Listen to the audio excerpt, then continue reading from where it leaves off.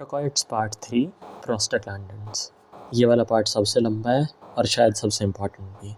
Prostaglandins जो होते हैं वो मेम्ब्रेन में जो फॉस्फोलिपिड्स होते हैं उसी से फॉर्म होते हैं। मेम्ब्रेन के फॉस्फोलिपिड्स पे फॉस्फोलाइपेज A2 एक्ट करता है तो वो अराकिडोनिक एसिड बनाता है।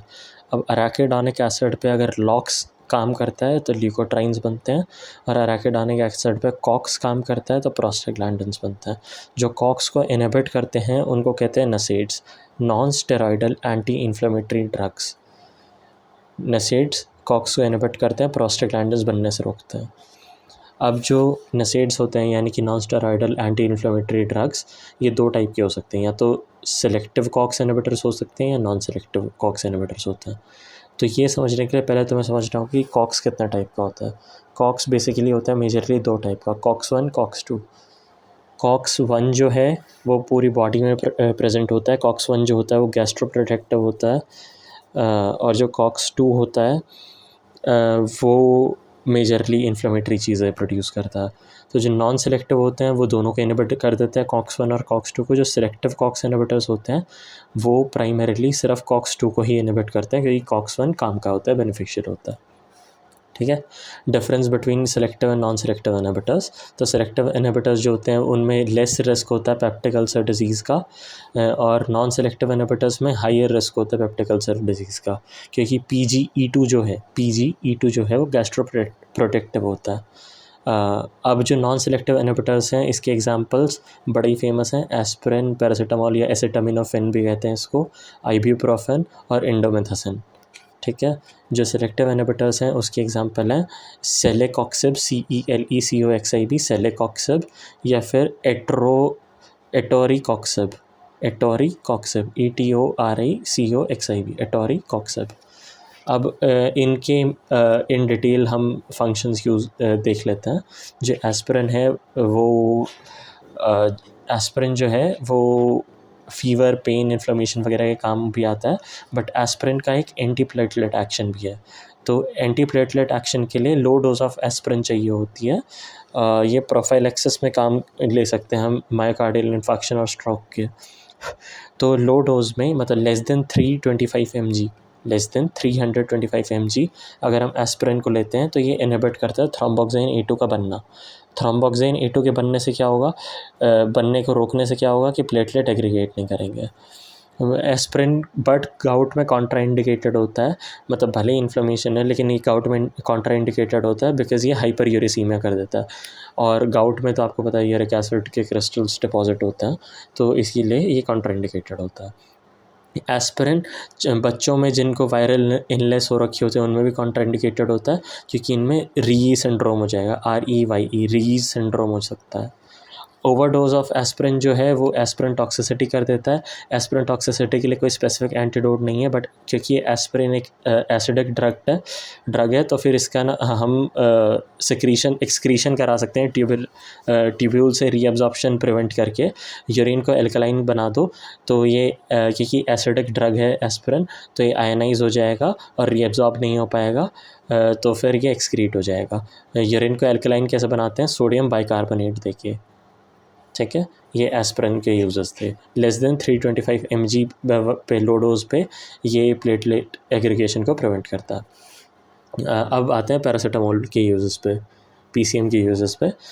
तो PCM को मैंने बताया था एसिटामिनोफेन भी कहते हैं।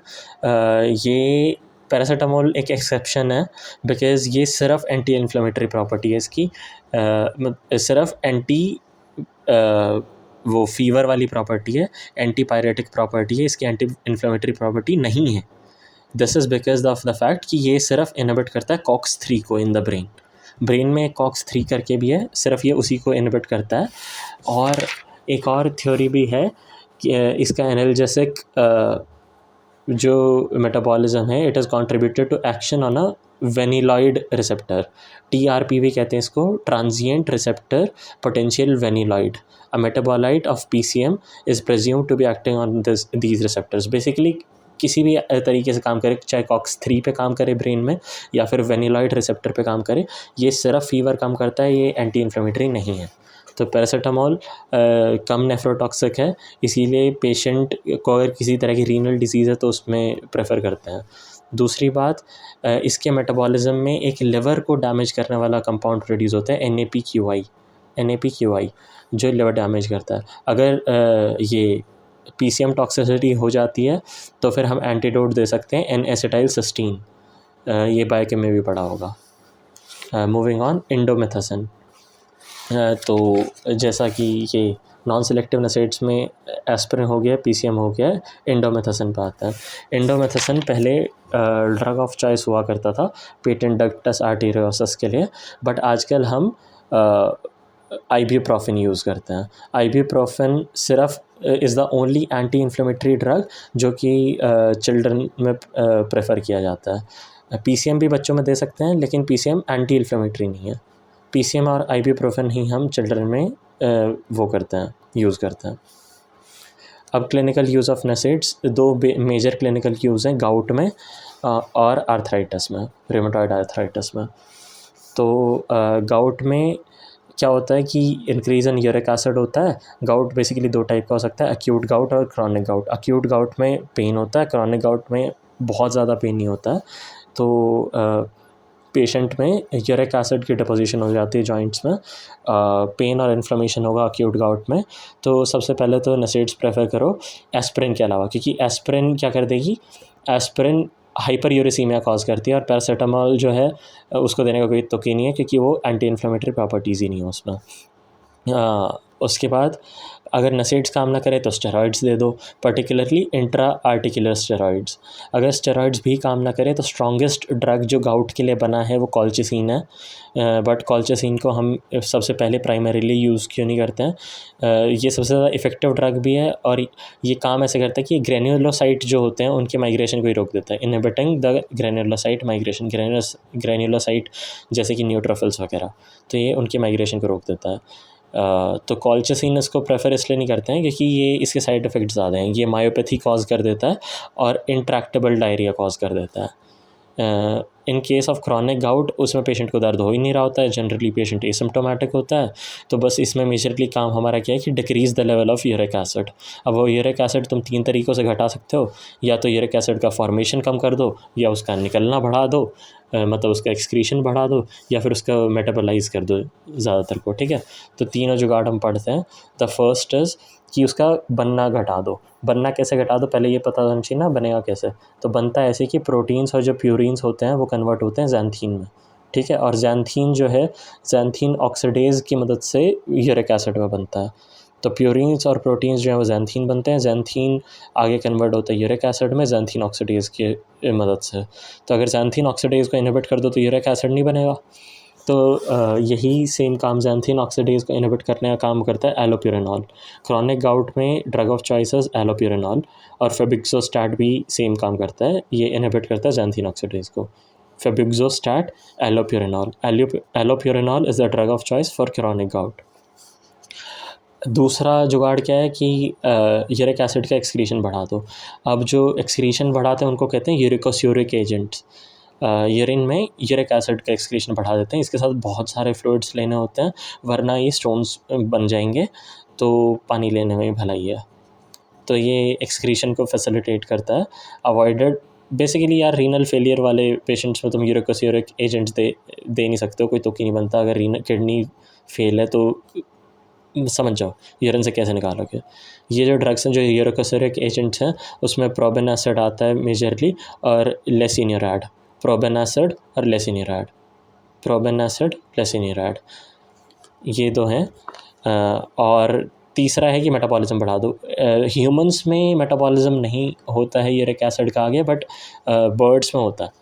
बर्ड्स में यूरिकेज करके एक एंजाइम होता है, वो यूरिक एसिड को फर्दर मेटाबोलाइज करके एलेंटाइन बनाता है। तो हमने सेम चीज़ की वो कर ली है, रिकॉम्बिनेंट टेक्नोलॉजी से हमने अपने लिए एलेंटाइन बना लिया, अपने लिए यूरिकेज बना लिया जो कि एलेंटाइन में कन्वर्ट कर देगा यूरिक एसिड को। तो यूरिकेज जो हमारा वाला है रिकॉम्बिनेंट टेक्नोलॉजी वाला, उसको कहते हैं रास्पब्यूरिकेज। रास्पब्यूरिकेज जो है ये सबसे फास्टेस्ट यूरेट लोअरिंग एंजाइम है। जैसे कि कुछ पेशेंट्स होते हैं जिनमें ट्यूमर लाइसिस सिंड्रोम होता है, उनमें यूरिक एसिड हमें इमीडिएटली लोअर करना होता है, इस केस में रास्पब्यूरिकेज यूज़ करता है। या फिर पेग्लॉटिकेज। पेग्लॉटिकेज भी सिमिलर है रास्बेरिकेज के, it can be also you be used in chronic gout. तो ये था मेजरली। अब जो ड्रग्स गाउट में हैं उनको स्पीड से रिवाइज़ कर लेते हैं। गाउट में हम नसेड्स यूज़ कर सकते हैं, स्टेरॉइड्स यूज़ कर सकते हैं, कॉल्चिसिन यूज़ कर सकते हैं एक्यूट गाउट में। क्रॉनिक गाउट में हम क्या करेंगे कि सबसे पहले तो फॉर्मेशन घटा देंगे। फॉर्मेशन घटाने के लिए एलोप्यूरिनॉल दे सकते हैं, फेबिक्सोस्टैट दे सकते हैं। अगर एक्सक्रीशन बढ़ानी है तो प्रोबेनासिड दे सकते हैं, लेसिनिराट दे सकते हैं, प्रोबेनासिड लेसिनिराट। और अगर मेटाबॉलिज्म बढ़ाना है तो रास्बेरिकेज या फिर पेग्लॉटिकेज। ठीक है, अब आ जाते हैं रिमेटॉयड आर्थराइटिस पे। रिमेटॉयड आर्थराइटिस भी इन्फ्लेमेटरी डिजीज़ है। ये इसमें भी नसेड्स यूज़ होता है। नसेड्स अगर काम ना करे, पेन ना रिलीव करे तो स्टेरॉइड्स दे दो। अगर स्टेरॉइड्स भी, बट ये जो ड्रग हैं ये आर्थराइटिस के प्रोग्रेशन को नहीं रोकते, ये पेन को रोक देंगे पर प्रोग्रेशन को उसको नहीं चेंज करेंगे ड्रग के डिज़ीज़ के प्रोग्रेशन को। तो डिज़ीज़ के प्रोग्रेशन को जो चेंज करे उसको डमार्ड बोलते हैं, disease modifying anti rheumatoid drugs, DMARDs. तो डमार्ड्स दो टाइप के होते हैं, एक कन्वेंशनल डमार्ड है, एक बायोलॉजिकल डमार्ड है। बट उससे पहले ये जान लो कि डमार्ड का जो एक्शन होता है वो बहुत स्लो होता है।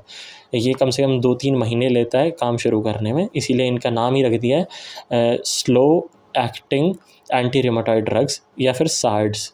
डमार्ड्स ही सार्ड्स हैं।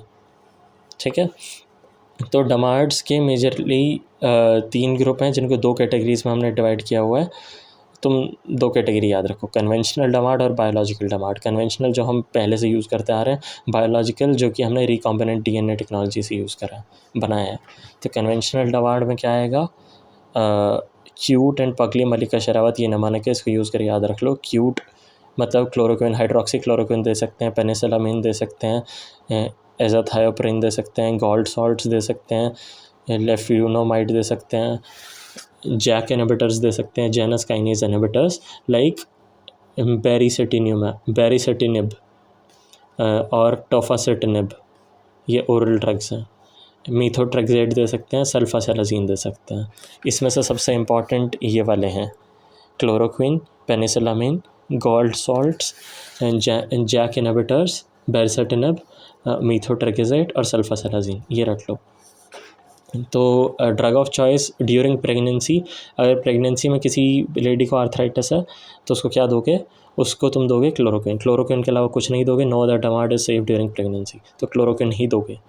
पेनिसिलामिन जो है इसका एडिशनल यूज़, ये जो पेनिसिलामिन था यहाँ पे, इसका एडिशनल यूज़ेस कॉपर पॉइजनिंग में दे देते हैं, मतलब विल्सन्स डिजीज़ में दे देते हैं। जो बेरिसेटिनिब है, जैक इनहिबिटर्स जो हैं, इसको कोविड की ट्रीटमेंट में भी यूज़ किया गया था, ट्राई किया था। Also have been tried to treat COVID. जो मीथोट्रेक्सेट है, ये वाला methotrexate is a drug of choice among DMARDs. DMARDs में तो ड्रग ऑफ चॉइस है मीथोट्रेक्सेट। मीथोट्रेक्सेट पर देने से पहले हम लिवर फंक्शन टेस्ट कर लेते हैं, क्योंकि ये लिवर डैमेज कॉज करता है। अगर किसी का पहले से ही बैठा हुआ है लिवर तो उसको मीथोट्रेक्सेट नहीं देंगे। ये its mechanism to treat rheumatoid arthritis, ये एडिनोसिन बढ़ा देता है। Adenosine is a very strong anti inflammatory enzyme. तो ये एडिनोसिन जो है वो बहुत तेज़ एंटी इन्फ्लेमेटरी होता है, बट पहले इससे पहले लिवर फंक्शन टेस्ट कर लेते हैं मीथोट्रेक्सेट देने से पहले।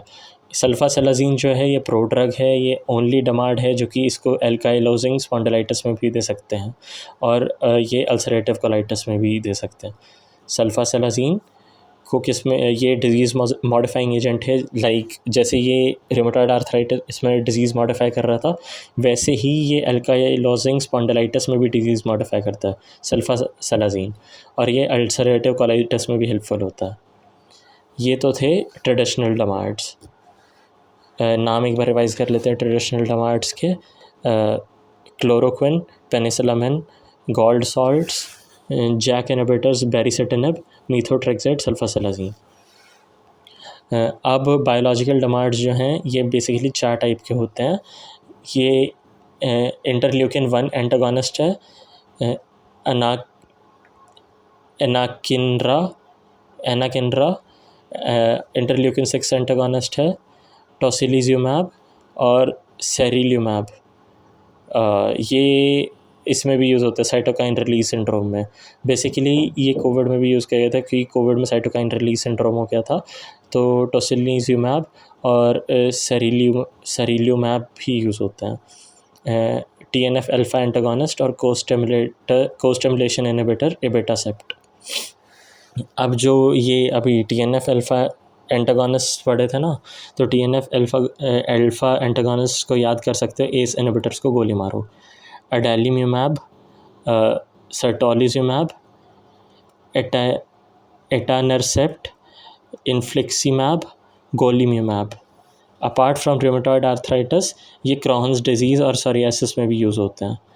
अब ये देखो, जो सल्फासेलाज़ीन था, सल्फासेलाज़ीन, ये इसको किस में यूज़ करते थे? अल्सरेटिव कोलाइटिस में। ये भी एक type of inflammatory bowel disease है।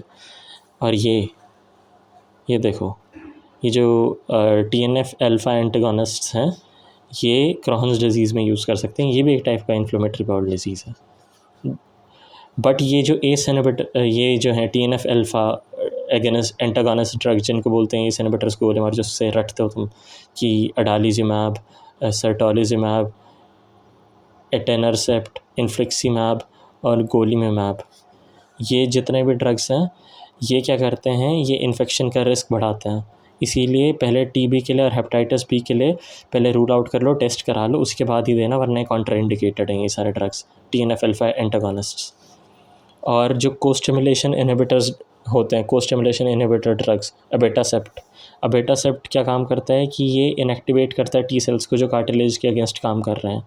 इसीलिए जो T सेल्स होते हैं वो एनर्जिक बन जाते हैं। एनर्जिक मतलब कोई काम नहीं कर रहा वो अगेंस्ट द एंटीजन।